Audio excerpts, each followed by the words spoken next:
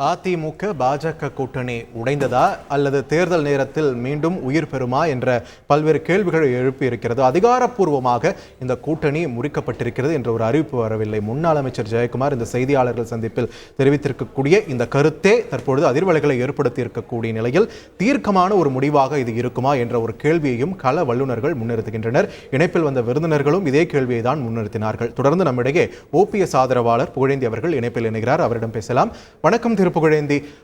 அதிமுகவுடைய பிரதான தலைவர்கள் பற்றியெல்லாம் தமிழக பாஜக தலைமை தரப்பிலிருந்து வைக்கப்பட்ட கருத்துகள், அதனை ஒத்தி தற்போது ஜெயக்குமார் அவர்கள் வெளியிட்டிருக்கக்கூடிய இந்த அறிவிப்பு, கூட்டணியில் இல்லை அப்படின்ற ஒரு அறிவிப்பு, இந்த அறிவிப்பை நீங்க எப்படி பார்க்கறீங்க? இது ஒரு சரியான தீர்க்கமான முடிவாகத்தான் இருக்க போகிறது நீங்க நினைக்கிறீங்களா? உங்களுடைய பார்வை. வணக்கம், தந்தி டிவிக்கு வணக்கம். நீங்க டிராமா பார்த்திருப்பீங்கன்னு நினைக்கிறேன்.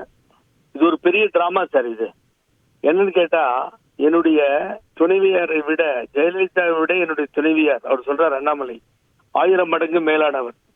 ஜெயலலிதாவை விட, அம்மாவை விட 100 மடங்கு எனது தாய் மேலானவர்னு பேசியதற்கு நாங்கள் கண்டனம் தெரிவித்தோம். எங்களது கழகத்தினுடைய ஒருங்கிணைப்பாளர், முன்னாள் தமிழ்நாடு முதலமைச்சர் கழுதிக்கு தெரியுமா கற்பூரவாசம் என்றார்.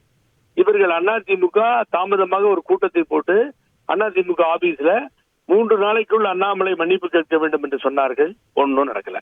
அப்புறம் பாத்தீங்கன்னா ஒரு கூட்டமா டெல்லிக்கு போனாங்க. இப்ப தனியா டெல்லிக்கு போயிட்டாங்க. உங்களுக்கு தந்தி டிவிக்கு ஒரு பயங்கரமான செய்தியை பதிவு பண்றேன். எதற்காக, எந்த நோக்கத்திற்காக பழனிசாமி டெல்லி சென்றாரோ அந்த நோக்கத்திற்கு திரு அமித்ஷாஜி, உள்துறை அமைச்சர் இசைவு தரவில்லை. இவர் என்ன போய் கேட்டாரோ, இவரை காப்பாத்திக்கிறதுக்காக போய் சரண்டர் ஆயிருக்கார். அதுக்கு அவர் ஒத்துக்க முடியாதுன்னு இது வரைக்கும் ஒரு பாசிட்டிவா பதில சொல்லல. ஆகவே ஜெயக்குமாரை வச்சு சொல்றார்.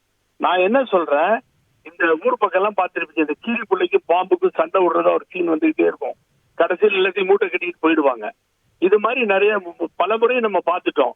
நான் என்ன சொல்றேன், பழனிசாமி அவர்களை, முன்னாள் முதலமைச்சரை, அன்பு நண்பரை அழகா சொல்லுங்க, பாரதிய ஜனதாவோடு அதிமுக கூட்டணி துண்டிக்கப்பட்டது அப்படின்னு அவர் ஒரே ஒரு வார்த்தை சொன்னீங்கன்னா இதுல ஏதாவது ஒரு புதுமை இருக்கும், நம்ப முடியும். இதுதான் சரியான கருத்துன்னு சொல்லி ஏத்துக்க முடியும். ஆகவே இன்னைக்கு ஒன்ன சொல்லிட்டு நாளைக்கு ஒன்ன பேசுறது இவங்களுடைய வழக்கமா வைத்திருக்கிறார்கள் என்பதுதான் மிக முக்கியமான என்னுடைய கருத்து. இல்லாட்டினா ஒரு வேலை பண்ண சொல்லுங்க, நான் தந்தி டிவிக்கு பதிவு பண்றேன். நம்ம அங்க இருக்க ஆங்கர்ல இருந்து எல்லாருக்கும் இங்கிலீஷும் ஹிந்தியும் வரும். யாருக்கு அங்க இங்கிலீஷ் ஹிந்தி நல்லா பேசுவாங்களோ இங்கிலீஷ்லயும் ஹிந்திலையும் அந்த ஆல் இண்டியா லெவல்ல இருக்க சேனல்ல கூட்டு சொல்ல சொல்லிடுங்க. தமிழை விட்டுட்டு சொல்ல சொல்லுங்க. நான் தந்திக்கு பதிவு செய்யறேன். 6 மணி நேரத்தில் 4-5 பேர் அனைத்து இந்திய அதிமுகவில் இன்க்ளூடட் மிஸ்டர் பழனிசாமி, மற்ற 4 அமைச்சர்கள் கைதாவார்கள் என்பதை நான் இங்கே பதிவு செய்கிறேன். நடக்கிறதா இல்லையா பாருங்க. ஆகவே ஜெயக்குமார் பேசுவதை நம்பாதீர்கள்.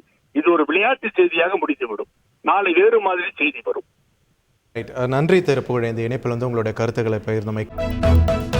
செய்திகளை உடனுக்குடன் தெரிந்து கொள்ள உடனே சப்ஸ்கிரைப் பண்ணுங்க.